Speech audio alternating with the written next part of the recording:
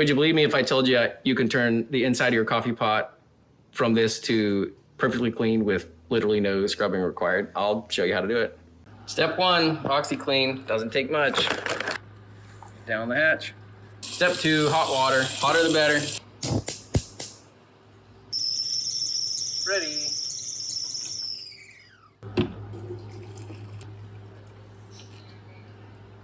That's it. Now we wait. All right, it's been about half hour, 45 minutes. Hot water inside. Let's see what happened. Maybe give it a little swish around inside there.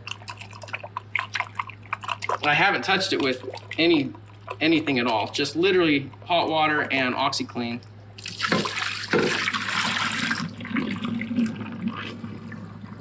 Look at that. We give it a rinse and it's done. Well, there you go. Pretty much the easiest fix ever. Literally no scrubbing required. It only took me like maybe 45 minutes of just waiting. So if it helped, give me a thumbs up and maybe we'll see you next time. Thanks for watching.